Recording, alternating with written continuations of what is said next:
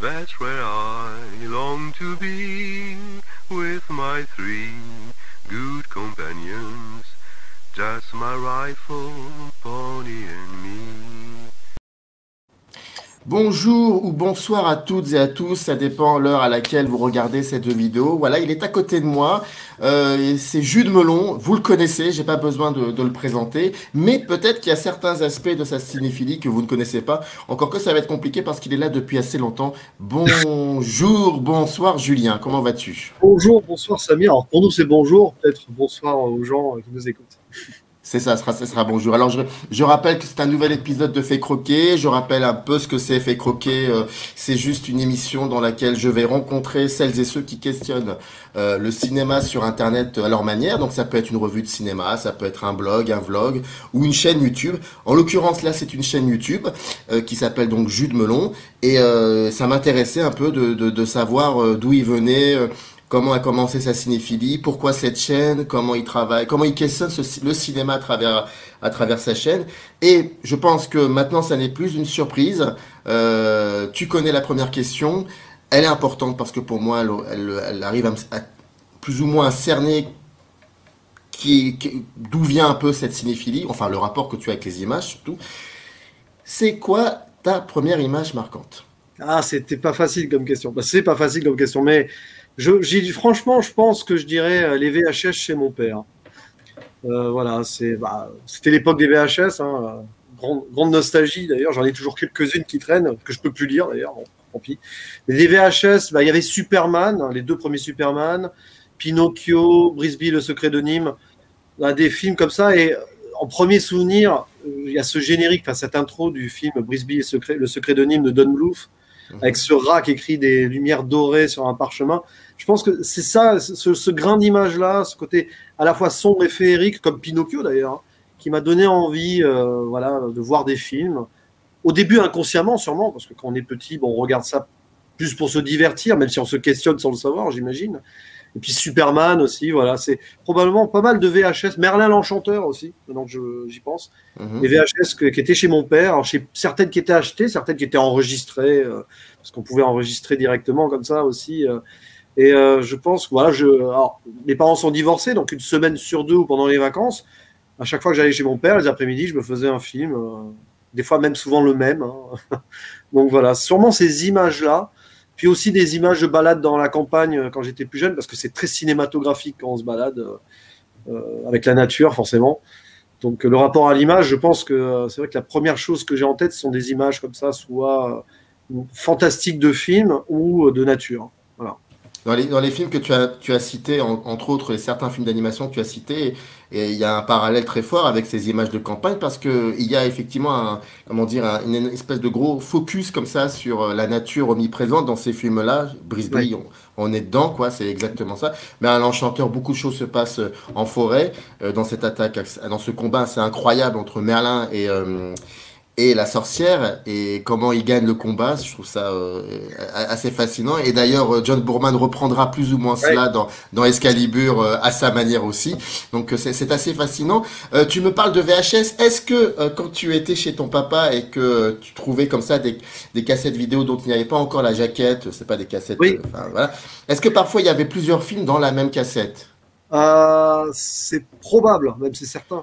C'est Bon, à ça. l'époque, il y avait des cassettes de 4 heures, de 2 heures, donc peut-être qu'il y a des fois. Je crois qu'il y avait Merlin l'Enchanteur et Brisby sur la même cassette, par Ah, exemple. c'est là où je veux en venir, en fait. Est-ce que ton père, parce que pour moi c'est très important ça, est-ce que ton père prenait le soin, lorsqu'il enregistrait deux films dans la même cassette, d'essayer de faire en sorte que ça soit deux films qui se ressemblent par le genre, ou par la nationalité, ou par voilà, des choses comme ça?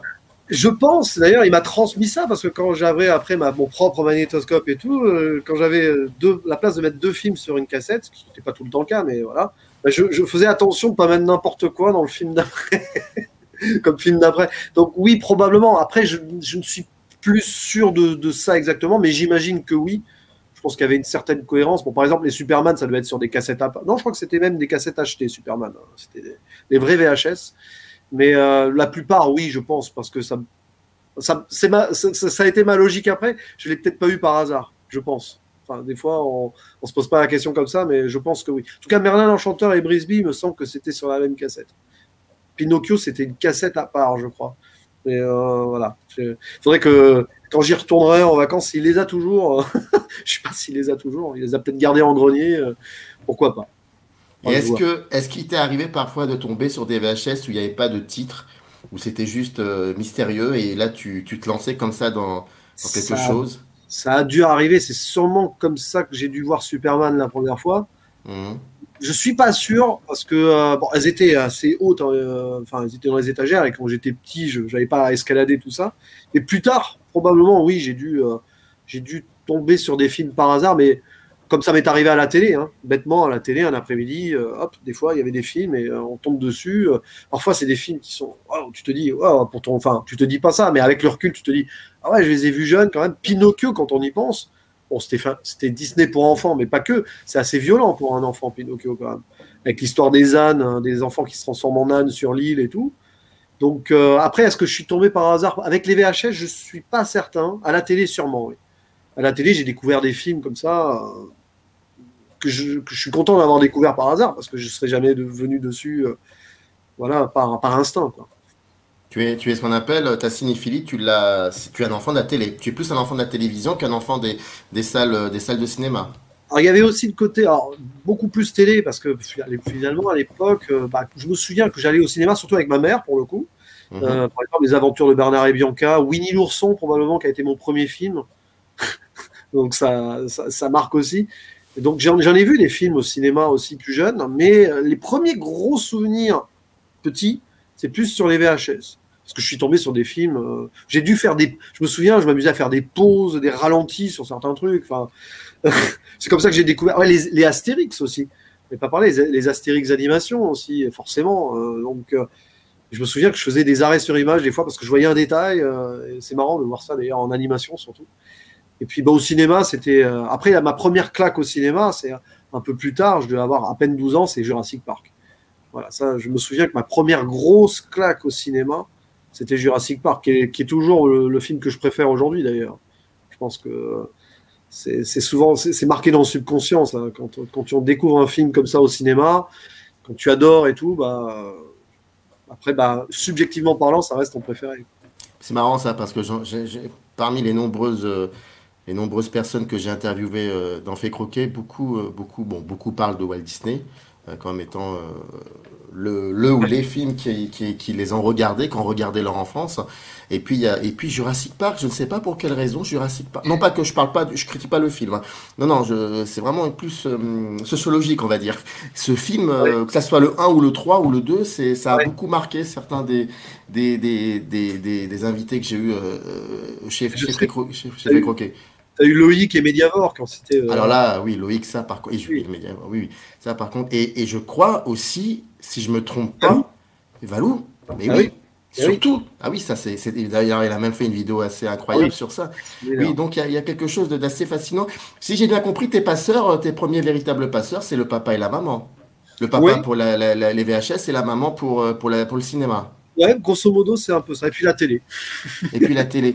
Tu me disais que parfois tu prenais comme ça, tu faisais pause sur certains détails concernant des cassettes vidéo. Tu te souviens un petit peu ce qui te, comment dire, ces fameux détails en gros, qu'est-ce qui te, pas perturbé, qu'est-ce qui t'intriguait? Est-ce que tu t'en souviens un petit peu?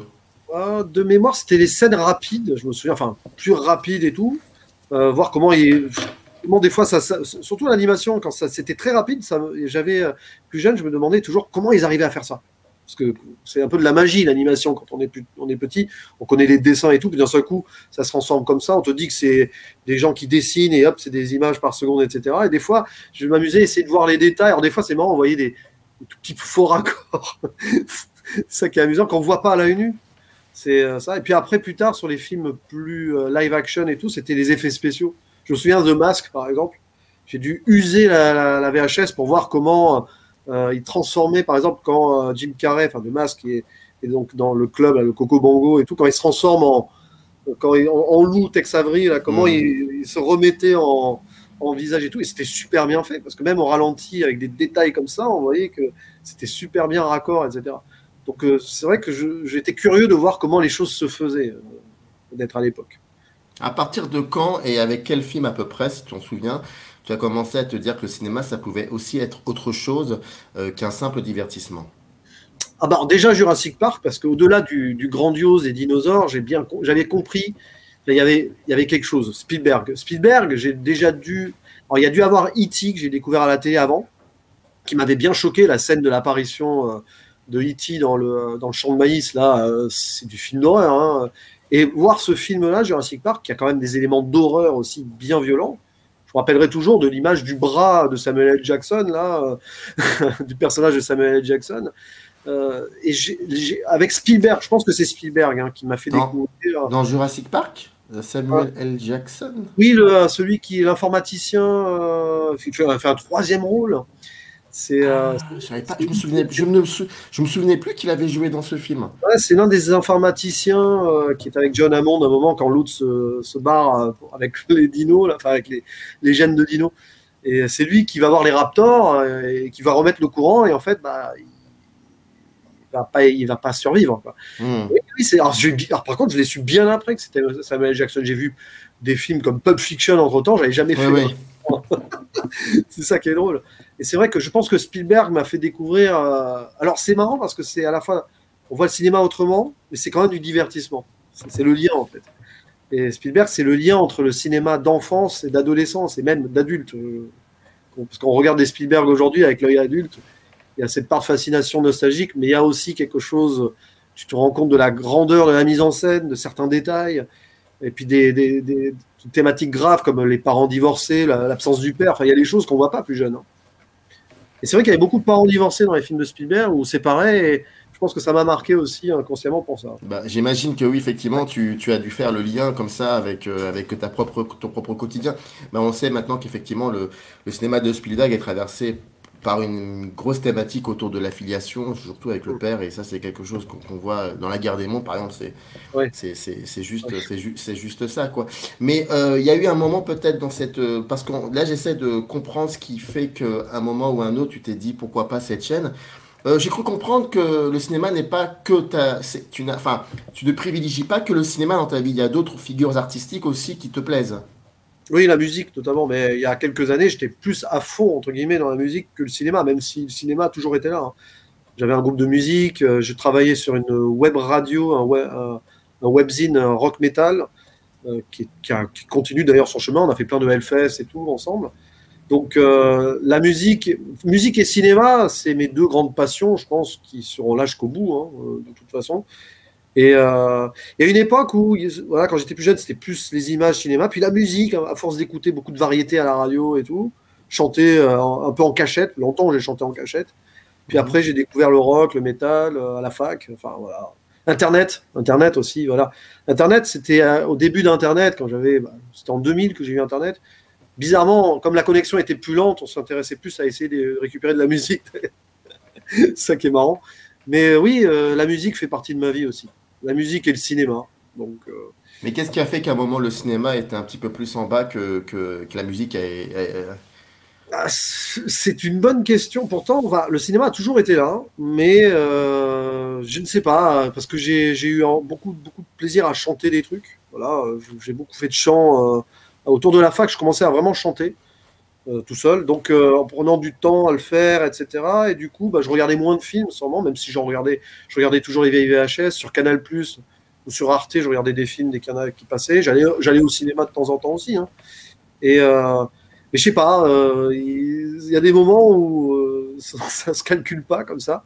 C'est comme là, il y a quelques années, pendant les années 2010, je sais que j'ai raté beaucoup d'œuvres au cinéma, parce que j'étais très pris par mon groupe, par mon travail sur la web radio et tout. Et puis à un moment, il y a eu une saturation au niveau groupe, web radio, il y a eu ça arrive, hein, c'est la vie. Et là, j'ai reconnecté avec le cinéma qui m'a un petit peu, pas sauvé, mais qui m'a fait du bien à une époque. Donc voilà.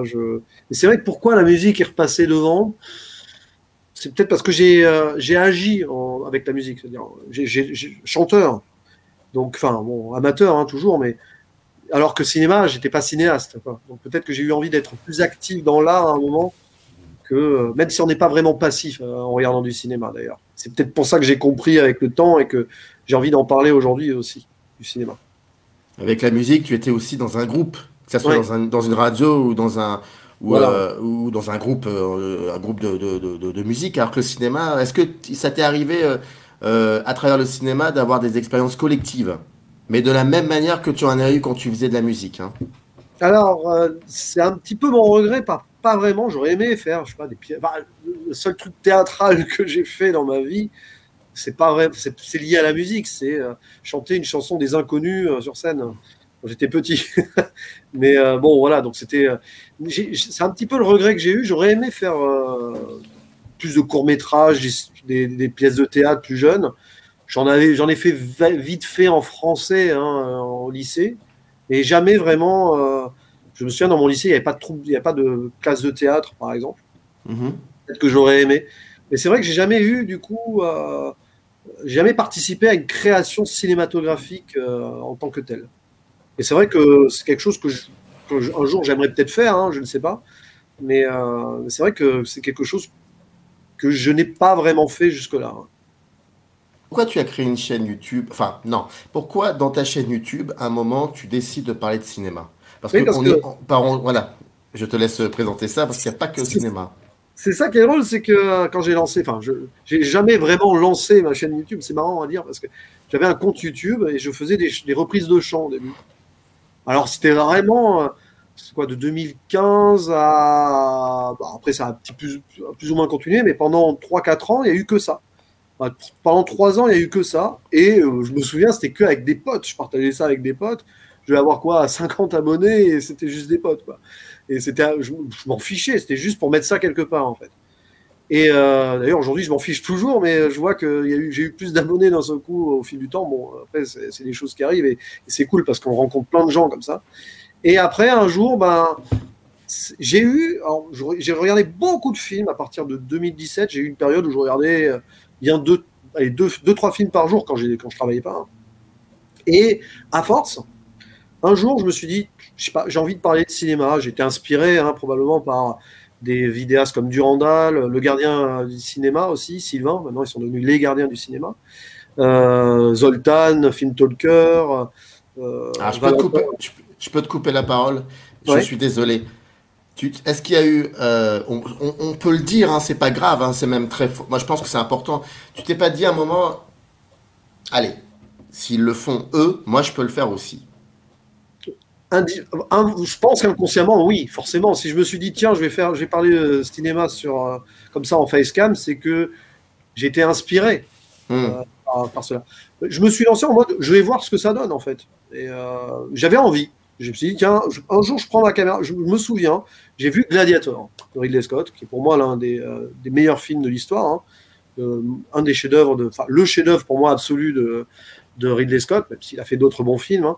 Et après avoir vu ce film, je me suis posé, j'ai fait une vidéo zéro pour présenter mon concept. Je me suis dit, boum, allez, là, j'ai envie de parler de ce film. J'ai été bouleversé pour la 10e fois, je sais pas, en revoyant ce film, et je me suis dit, j'en parle. Et après, dans ma tête, ce serait voilà, une vidéo par semaine où j'ai parlé que des gros films que j'adore, que je revois. Puis, j'ai vu des nouveaux films. Je me suis dit, ah tiens, je vais en parler aussi. Et de fil en aiguille, une par semaine, deux, trois par semaine, et puis là, maintenant, c'est une par jour. Bon, Ouais, ça y a beaucoup. je ne sais pas si ça durera. Enfin, j'imagine que dans quelques années, ça sera plus une par jour pour la simple et bonne raison, c'est que tous ces films là, par cycle, je vais les revoir, donc je vais pas en reparler forcément. Là, c'est vraiment. Mais voilà, c'est venu tout seul et de fil en aiguille, ben, j'ai parlé de pratiquement pas tous les films que j'ai vus parce qu'il y a des films que je vois, j'en parle pas direct derrière, hein. Ça arrive, heureusement, notamment quand je suis en vacances, quand je suis pas chez moi, voilà. Et ça a été un besoin au début, je pense, inconscient, parce que je traversais une période où je n'étais pas en grande forme. Bon, ça arrive, hein, on a tous des Hmm. up and down dans la vie. Et ça Surtout m'a fait. maintenant. Surtout Ah maintenant, c'est pas. oui, Ouais. là, oui. Et au fur et à mesure, alors, de toute façon, quand je retombe par hasard sur mes vieilles vidéos, je me dis, ah vache, là, t'étais pas bien, hein. C'est comme des témoignages d'un instant de vie, quoi. C'est vrai qu'il y a des vidéos où j'étais complètement à la ramasse, même dans ce que je disais, mais bon, ça me fait sourire avec le recul. Jamais de ma vie je les enlèverai, quoi. Je dis, voilà, Mais, c'est là. mais, mais je me pose parfois cette question concernant celles et ceux qui questionnent le cinéma sur YouTube. J'ai cette impression qu'il y a, bon, il y a plusieurs raisons qui font que une chaîne YouTube existe. Mais en parlant avec tous ces gens à travers l'image marquante, j'ai l'impression qu'il y a aussi cette envie peut-être d'enregistrer définitivement le cinéphile qu'on a été pendant une période et qui fait et qui sera donc sur YouTube. Parce que nous n'avons pas eu la possibilité d'enregistrer le cinéphile que nous avons commencé à être quand nous étions enfants. Est-ce qu'il y a cette idée-là aussi chez toi? J'aurais aimé avoir des images de moi plus jeune qui parlaient d'un film. Ça aurait été drôle. Bah, c'est vrai qu'au début, là, je me rends compte en parlant, parce que j'y pense pas vraiment comme ça, mais je l'ai lancé par pur besoin personnel, cette idée de faire des vidéos facecam. Et après, cristalliser quelque chose dans le temps, oui, peut-être, mais c'est surtout sur le moment, avoir besoin et envie d'eux. D'abord besoin, après j'ai eu envie, très vite, c'était vraiment envie et besoin. Je pense que ça s'est fait. Et au début, c'était pour moi et pour 2-3 potes comme ça. Voilà, c'est presque un délire avec 2-3 potes. Voilà. Et après, je me suis rendu compte qu'il y a des gens, ça a pris du temps, mais qui commençaient à répondre à des commentaires de gens que je ne connaissais pas. La première fois que j'ai eu un commentaire de quelqu'un que je ne connaissais pas, je dis tiens, c'est. Ah ouais, bon, bah salut, cool. Toujours plaisir de répondre aux commentaires d'ailleurs. Et puis après, il y a des gens qui revenaient, que je connaissais que à travers mes vidéos.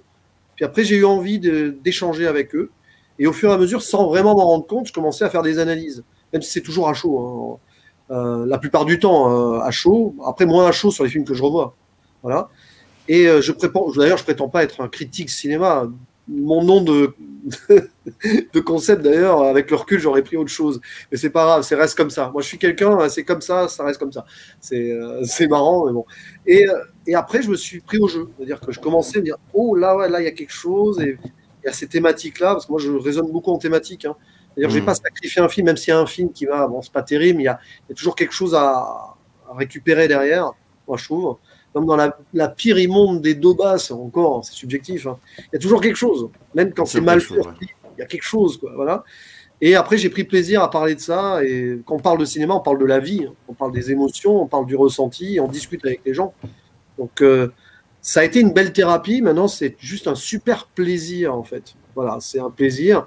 À chaque fois que j'enregistre une vidéo, je prends plaisir à le faire, et puis quand je vois les gens qui réagissent, je suis super content de voir certaines personnes qui m'enrichissent d'ailleurs dans leurs commentaires et ça me fait vraiment chaud au cœur. Et puis surtout, et c'est ça qui est le plus important, c'est que cette histoire m'a permis de créer des liens et des amitiés très fortes avec des gens. Et ça, je pense qu'il n'y a rien de plus beau. Parce qu'à la base, ça part sur des trucs comme ça, pouf, on met au hasard. Et puis après, on crée des liens, on crée des amitiés. Je fais beaucoup de duos avec certaines personnes. Ceux qui reviennent souvent sur ma chaîne, c'est des gens que j'apprécie beaucoup et c'est mutuel. Donc voilà, je pense que c'est ça le plus important de toute façon. Le cinéma, ça réunit les gens. Donc, voilà. Ça, on va en parler un peu des contributions et des duos ou des lives que tu peux faire après. On va en parler de ça, c'est sûr et certain. Je voulais te poser une question sur la jeunesse de ce titre. Juste Melon, même si j'avais plus ou moins une idée, mais là, tu y as répondu sans que je te pose la question. Donc déjà, ça c'est acté. Quand on regarde ta chaîne, donc il y a pas mal de playlists, hein, que ça soit. Il y a une playlist qui s'appelle Court-métrage. Et oui, voilà, c'est ça. Et en fait, j'ai cette impression que sur cette chaîne, tu l'as expérimenté assez fortement, en proposant plein de petites choses, et que maintenant, tu es plus dans ce que tu appelles impro critique.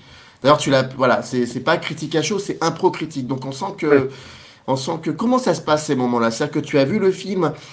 Est-ce que tu te poses, tu réfléchis, tu construis ton scénario, tu écris quelque chose ou tu y vas directement? Alors, j'écris rien. Le seul truc que j'ai sous les yeux, c'est la page Wikipédia, pour pas dire de bêtises sur les noms des gens, parce que j'aime pas trop écorcher les noms des acteurs et tout. Bon, des fois, je le fais, hein, évidemment.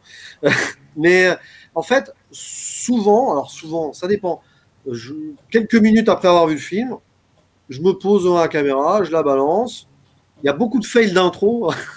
Il y a des bêtisiers. Alors, si j'arrive pas à poser l'intro comme il faut, je veux dire, pas le synopsis, mais le réalisateur et tout, je vais recommencer. Après, c'est parti. Je passe les 20 premières secondes, après c'est parti, c'est un pro sans cut, etc.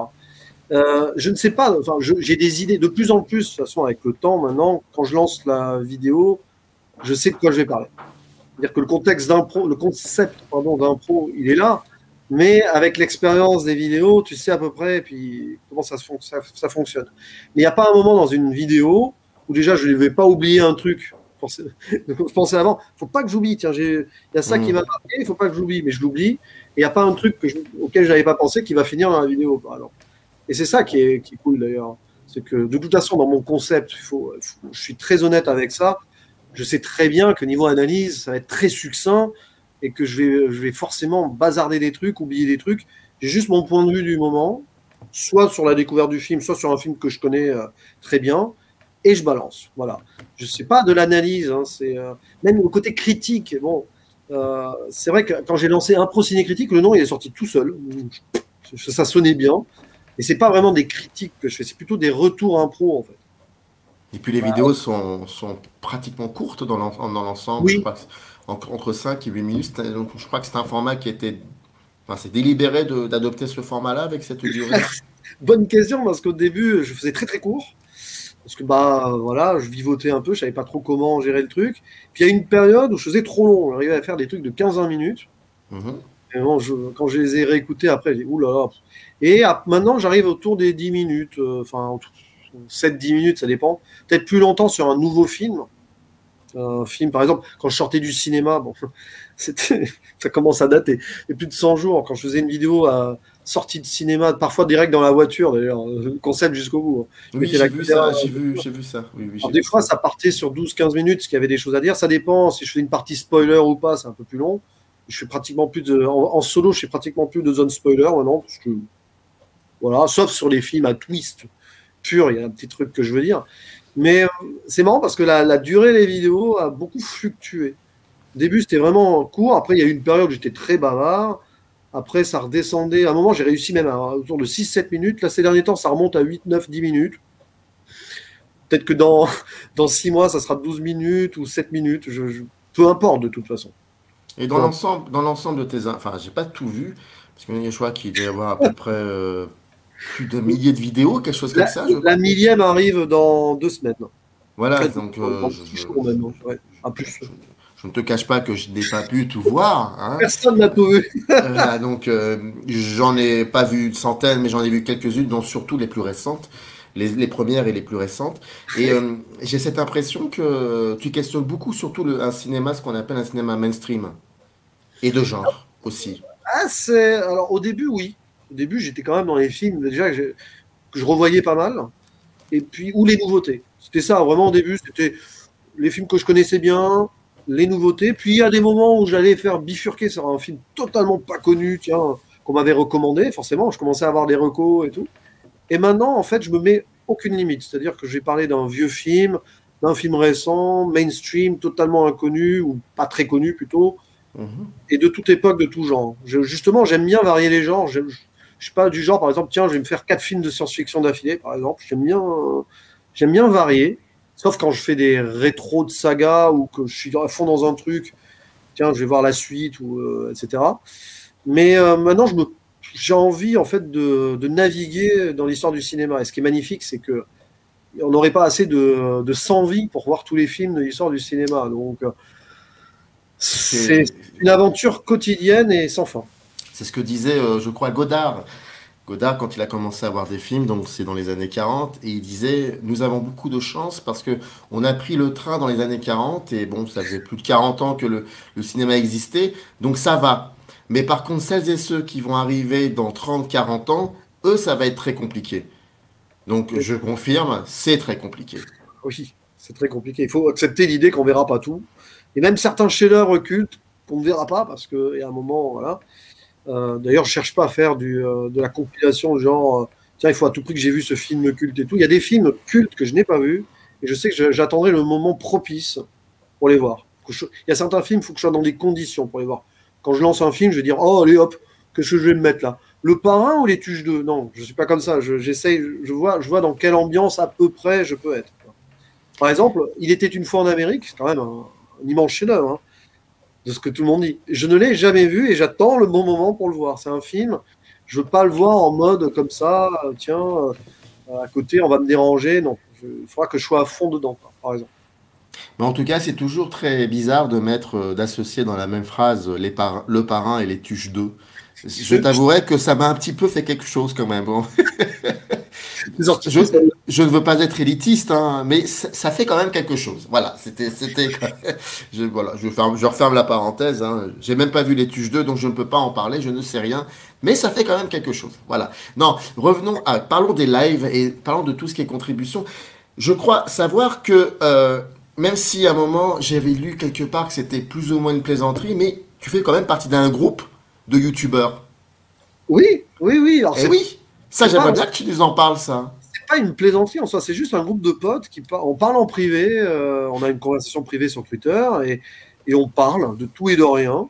Ça s'appelle le UCU, alors c'est Underground Cinematic Universe. Le nom, évidemment, est né de feu le CCU, donc de Zoltan, Film Talker, Dirty Tommy, Valou et tout.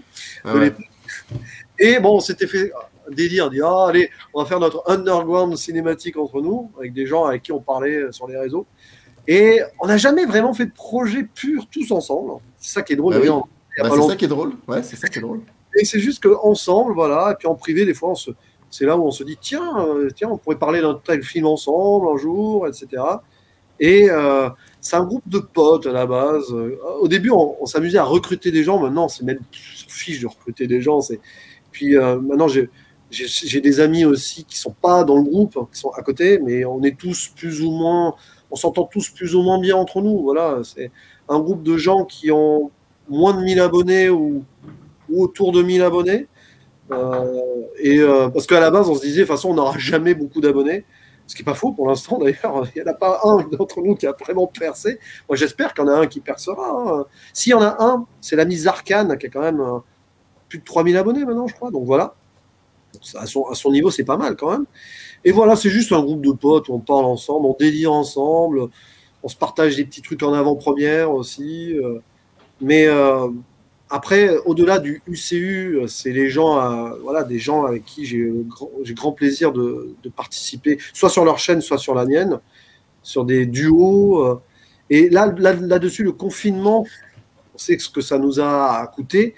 Mais à distance, on s'est pris passion à se faire des podcasts, parce que je fais des podcasts depuis le confinement aussi, ou des impôts ciné-critiques sur ma chaîne à plusieurs, au téléphone, sur Discord et tout. Et le confinement a rapproché pas mal de gens, par exemple. Je trouve dans ce qu'ils appellent le YouTube Game, il y a beaucoup de gens qui ont eu envie de faire des choses ensemble, et même beaucoup de conversations off. Parce que là, on voit, voilà, on parle de certains films ensemble, mais il y a eu des heures et des heures de conversations off. Quand il y en a un qui allait moins bien, on se parlait, quoi. Et moi, c'est ça que je retiens avant tout. Qu'est-ce que tu retiens surtout aussi des lives dans lesquels tu as participé? Ah, les lives, c'est génial. Voilà, on balance le truc et après, on réagit sur le chat. Alors, soit il y a des thématiques, parce que pendant le confinement, par exemple, je faisais des lives. Il y a eu quoi? Live Spielberg, live film d'animation, live comédie française, je crois. Donc, des trucs parfois, voilà, mais bon, il y a toujours des à côté. Et parfois, ce que je fais normalement chaque mois, mais bon, là, c'est un peu compliqué, c'est le live bilan des films que j'ai découverts au cinéma. Ou en streaming. Alors là, souvent, c'est que du streaming, forcément, Netflix et tout. Faire des petits bilans comme ça. Et puis, depuis l'apparition de StreamYard, notamment, la possibilité d'inviter des gens sur le live. Et c'est génial, parce qu'on peut interagir avec des gens sur le chat, déjà. Et puis, faire venir des gens en direct pour qu'ils puissent parler d'un truc. Voilà. Donc, les lives, c'est un grand moment de convivialité, tout simplement. Et j'aime bien en faire. J'en fais pas beaucoup. Je pourrais en faire plus, mais c'est de l'énergie, les lives aussi. Donc, il faut garder, voilà, il faut aussi savoir profiter de ces moments-là et pas en faire forcément. Moi, je me verrais mal en faire 2-3 par semaine, par exemple. Ah oui, comme moi, par exemple. Non, mais toi, c'est ton concept. Ça fait partie. Exactement, oui, c'est ça. Moi, le live, c'est pas la récréation, mais c'est un plus. En fait. Ah non, c'est un peu la récréation pour moi, mais c'est vrai que oui, effectivement. Et puis c'est surtout, ouais, c'est vrai que. Ouais, non, c'est vrai que c'est beaucoup. Mais normalement, ça devrait un petit peu se calmer au mois de mars. Tu sais, le premier mois d'existence, tu essayes de voir un peu ce qu'il faut faire, comment il faut le faire. Et maintenant, je vois à peu près ce qu'il faut faire. Et donc, mais bon, on va pas parler de moi. Pour revenir sur la chaîne et par rapport à l'année 2020 qui a été une année très particulière, est-ce que ça t'a permis de te poser et de te dire, bon, profitons de cette année aussi pour restructurer peut-être cette chaîne, penser autrement cette chaîne et réfléchir à d'autres issues peut-être sur lesquelles tu vas peut-être développer ta chaîne. Ça fait même avant le confinement, j'ai des idées, mais j'ai un double problème. C'est que, bon, premièrement, je suis pas patient. Donc, tout ce qui est montage et tout, j'arrive pas à m'y mettre, en fait. À part, j'ai monté des bêtisiers, des vidéos spéciales avec la vidéo 666, où déliré, je fais un truc horreur avec des questions, bon, des détails, la FAQ, les tops, voilà, ça, j'ai fait des petits montages. Mais alors, je suis un peu pas patient et un peu paresseux aussi pour me lancer dans le technique, en fait, tout ce qui est montage et tout. Et j'ai un deuxième problème, je me connais bien, c'est pas forcément la confiance en moi, mais l'envie de, si je fais un truc écrit, il faudra que je sois satisfait du truc. Et je me connais. Je risque de me prendre un peu la tête et tout. Et c'est terrible parce que cette chaîne, je l'ai lancée. Le concept, plutôt, je l'ai lancé en me disant, pas de prise de tête, je fais ce qui me plaît, je fais ce que j'ai envie, sans stress. Mais en même temps, forcément, il y a des idées qui te viennent. Voilà, je prends des notes des fois après un film. Je fais ma vidéo, puis après, je prends 2 ou 3 notes et tiens, un jour, il y a des croisements peut-être, des comparaisons entre 2 films sur des petits trucs que pas forcément les gens ont vu de base, mais que moi, ça c'est quelque chose qui m'a marqué. Mais le problème, c'est que j'ai envie que ce soit, si je fais un truc monté, travaillé, écrit un jour, voilà, que ce soit carré. Donc, ça viendra peut-être. Il va falloir que je franchisse le pas un jour. Mais déjà, j'annoncerai rien en avance. Ah oui. J'en vois à des collègues qui disent je suis en train de préparer cette vidéo. Je me mets à leur place, je me dis oh les pauvres, ils se mettent une pression. Ou alors, moi, à la rigueur, je préparerai le truc, il sera quasiment finalisé, et puis je teaserai pendant une semaine à la rigueur. Mais non, c'est vrai que je suis là-dessus. Oui, j'ai un côté paresseux dans la. De toute façon, je maîtrise mal les logiciels de montage et tout, je maîtrise pas en fait.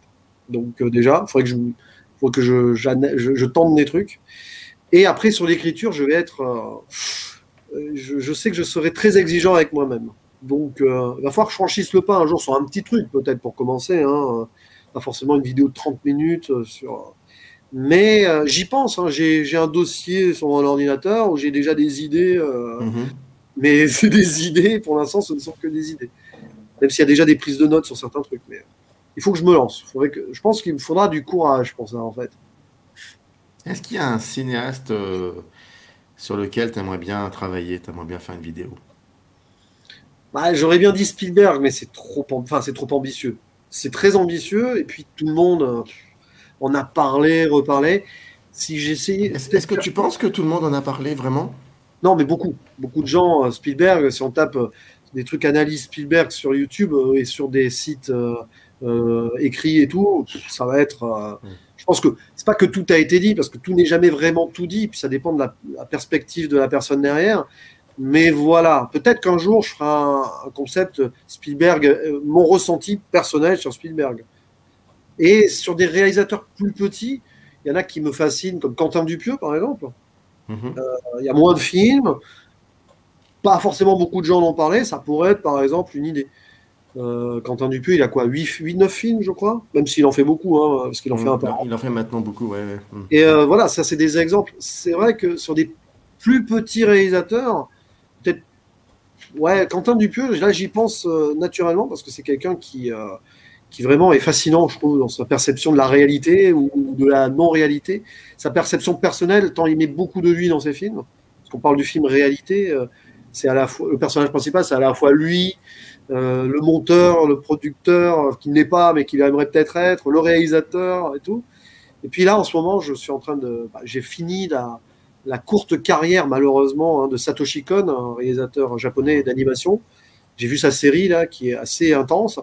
Et je me dis, voilà, lui, il y a des choses à dire, et il se croise dans ses œuvres sur la psychologie humaine, c'est assez profond. Mais alors là, par contre, il n'y a pas beaucoup d'œuvres, mais alors, niveau analyse derrière, ça doit être sacrément pointu, parce que il y a des trucs psychologiques dans tous les sens. Donc peut-être qu'un jour, à la rigueur, on va attaquer un réalisateur pas forcément connu, qui n'a pas 8000 œuvres non plus. Mais même quelqu'un pas connu qui a 3 films, ça peut être très riche. Et puis, il faut savoir sur quel angle axer son analyse à ce moment-là. C'est peut-être ça le plus difficile, d'ailleurs. Parce que des fois, bon, quand on part sur une analyse, il faut axer quelque chose. Moi, j'aurais peur de partir dans tous les sens. Il y a Jean Vigo qui a fait, je crois, à propos de Nice, La Talente, Zéro de conduite. Donc, il a fait 3 films. Ouais. Et on peut essayer. Il y a eu d'innombrables écrits. Alors, La Nuit du chasseur de Charles Laughton, c'est encore. Ah, bah oui. Donc, bon. Et donc, avant de conclure, juste une dernière petite question. Tu avais un peu répondu, mais peut-être pour l'année 2021, comment tu la vois cette chaîne? Je ne te parle pas des idées que tu aimerais bien développer, entre autres, mais là, comme ça, pour le premier semestre de l'année 2021, comment tu vois cette chaîne? Alors, continue à me faire plaisir, déjà. J'ai des petites. Non, c'est marrant parce que même dans mes impôts et tout, j'ai des petites idées. En ce moment, je suis sur une rétrospective Pirates des Caraïbes, parce qu'on va faire un live sur la chaîne d'un pote bientôt.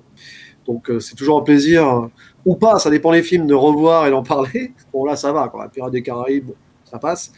C'est quand même un souvenir de début de vingtaine, on va dire, la vingtaine. J'ai la millième. Bon, la millième, ce sera une impro ciné-critique habituelle, mais sur un de mes films préférés. Donc, ça fait un moment que j'ai envie de le revoir et que presque, c'est bête à dire, mais je me retiens depuis presque 1 an de le revoir en sachant que ça sera ma millième. Bon, j'aurais pu le revoir entre-temps et le revoir, hein. Mais je joue le jeu avec moi-même.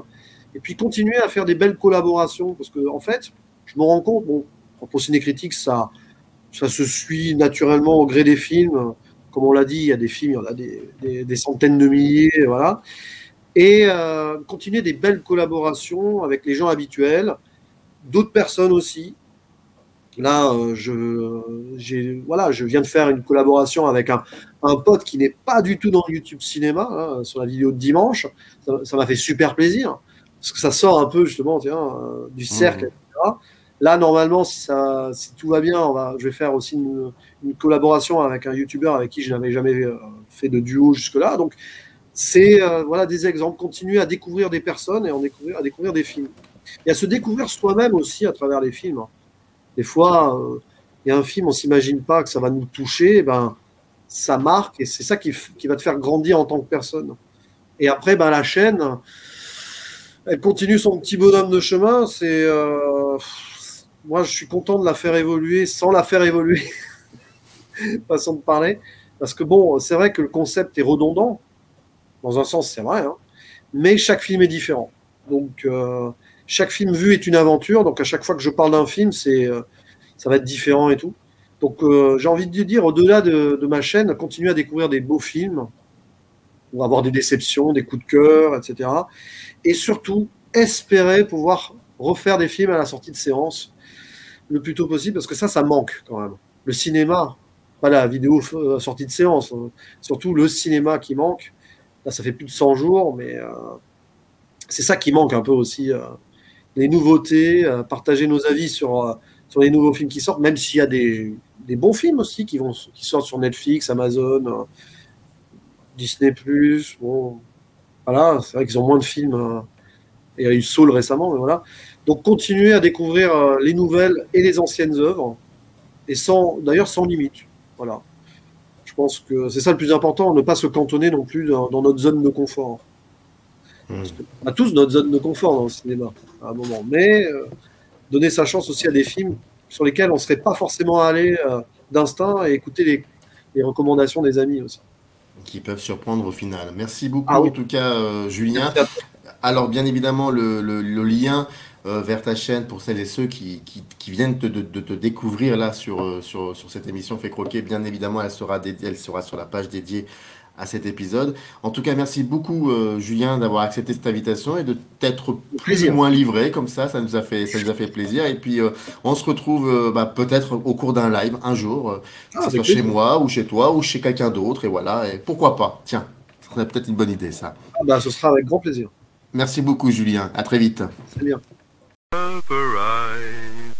In the canyon, that's where I long to be, with my 3 good companions, just my rifle, pony and me.